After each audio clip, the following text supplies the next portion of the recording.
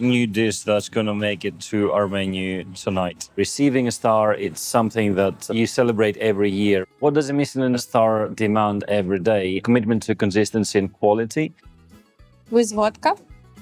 My name is Kostas Papathanasiou. I am the culinary director of Restaurant Lita in Marylebone. This is where our day pretty much starts. Our first guest is down at 12 o'clock. We're going to push through that and get ready for dinner service. 7 days a week, 80 covers per meal. We will be discussing today the two new dishes. Every dish that we have has very precise recipes. A normal day at Lita would start at 6 a.m. where the first prep chef is through the door to put the deliveries away. Most of the team is here at 8 o'clock where they start preparing for the day. I will come in a little bit later than that. So this is our prep kitchen. This is where our day pretty much starts at 6 a.m. Here is where we make all our stocks and sauces through the day. We have Gianluca. I am Gianluca. I'm work at Lita in the last 1 year, I think it's more than 1 year now. And I'm caring about meat, fish, protein, and sauce. I'm doing duck at the moment. I just stuffing with some egg in this way. They are gonna keep going dry for another day in the fridge, ready for service. Well, Tuesday is the first day of the week for us. Is the day where we have all our fresh fish, seafood, and meat come in, which makes it the busiest day of the week without a doubt. Our langoustine arrive twice a week. They arrive from Scotland, and this is the way they arrive to us. So they are alive. So this is quite large. So what I'm gonna do is this. I just practically kill them. All right. After that, I'm gonna twist. All right. The tail we're gonna freeze to separate the shell from the meat. I'm gonna use the body like this for my bisque. The clove I'm gonna just prep, cook, and they're gonna be served with the cod dish. In Lita, we use just the product in the season. If you sometimes don't find something in the menu, it's not because it's because they are not in the market, it's not in the season, and we don't buy from around the world. We don't buy frozen, and we just don't try to, I don't know. We try to be honest with ourselves and with the customers. Well, at around 10:45 every day, we have our team breakfast, followed by the kitchen team briefing. We're going to go through the menu quickly. Lita is open 7 days a week for both lunch and dinner. It's a very busy restaurant. We accommodate around 80 covers per meal, and then we have a terrace that can accommodate about 16 covers. Team that we have in the kitchen is around 16 chefs. So this is the largest section. This is where all our cold dishes are coming from, pretty much. We have Steven on the larder, and then moving over here, we have the grill section. We have Felix on the grill. All the protein gets cooked on the grill, and most of it is finished on our oven.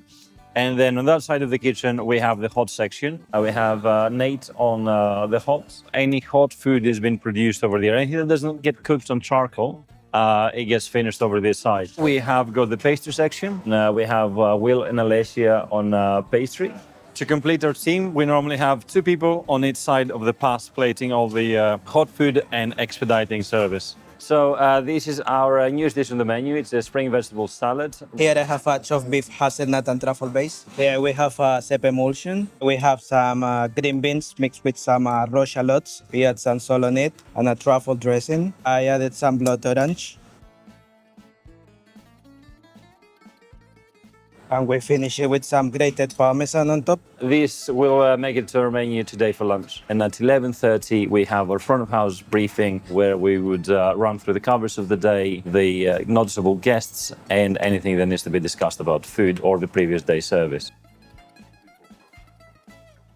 It's 12 o'clock. Our first table is just in, and the team is ready for service. So let's go. The philosophy behind Lita, I say it starts with the neighborhood spirit. It's about warmth, elegance, and generosity. Second, bread and butter tuna veg salad, followed by maffadini, 2 bucatini, followed by duck. Here we have our focaccia toast, horseradish emulsion, and avocado and caviar. Then we just finish it with some chives on top. Here we have our beetroot and stracciatella salad. Just finishing off with some mustard leaves, some raspberry dressing to finish it. So this is the Maffadini cacio pepe. We are adding some panko breadcrumbs. We have some parmesan. Then we will finish the dish with some Perigord truffle. This is for table 3. Having an open kitchen, I wouldn't say it changes the way I lead the team. If anything, it just makes it a bit more fun. I think it's very nice for the chefs to be able to engage with the guests, to recognize familiar faces, say hello, and see how people react when they eat the food. Here we have the monkfish dish that we saw earlier on the grill. We have a harissa emulsion. We have some a fennel salad. So this is the monkfish beurre blanc. We have some clams and some crab mixed through it.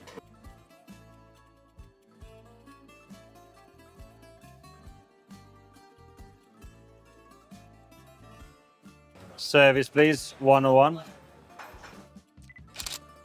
It's 2:30 and we're about to get the last check, so we're going to push through that and get ready for dinner service. I have the base for the caramelised apple. We have some apple gel, fouettine pastry that we put some diced apple and some chopped up lemon segments inside. And then we have some lightly whipped jasmine mousse. So this is the apple that I was speaking about. We just cook it in an apple-based caramel. It's a pink lady apple, so it's nice and sweet. That's that one complete. I'm gonna do the base for the poached rhubarb dessert. We have a rhubarb compote and some roughly diced poached rhubarb as the base. We then top it with an olive oil biscuit. And then it also gets a rochet of rhubarb sorbet and a vanilla mousse to half cover that. And then we top it with some verbena powder. It's like a sherbet kind of flavor. 3:15 now. We've just sent our last check. We're going to clean our kitchen and get ready for dinner service. Before that, we will have our staff meal. I like to be very precise with the recipes, have a method and a system for the team to follow, and that helps create consistency. It is 4:30 now, and we're gonna go for our staff meal. And today we have a beef ragu, pasta, and a pumpkin salad. So it's time for our kitchen briefing. Let's do the briefing for tonight. We're going to discuss the menu for tonight and a bit less of the emulsion. It doesn't need too much, just spread it out a bit more. We're going to go through our cover flow, 68 covers booked. And also we will be discussing today the 2 new dishes that we're going to be cooking in our front of house briefing shortly, and they're going to be making it to our menu tonight.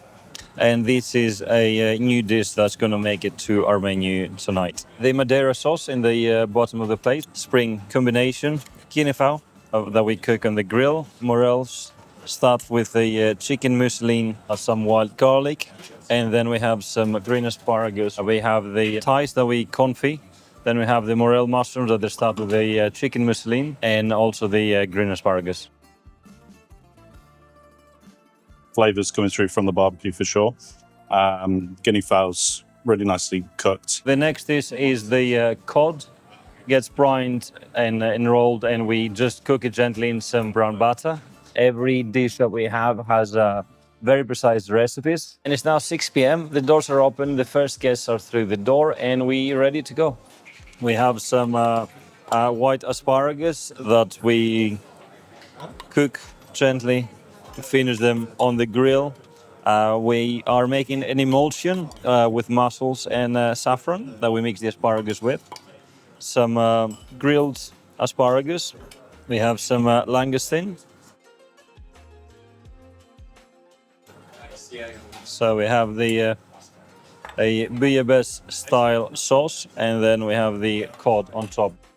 To sustain that effort, I think is all down to determination, is all down to consistency, is down to just believing that this is what you want to do. This is our lobsterized dish, the lobster tail that's been grilled. We have the lobster claws that we poach and a garlic aioli.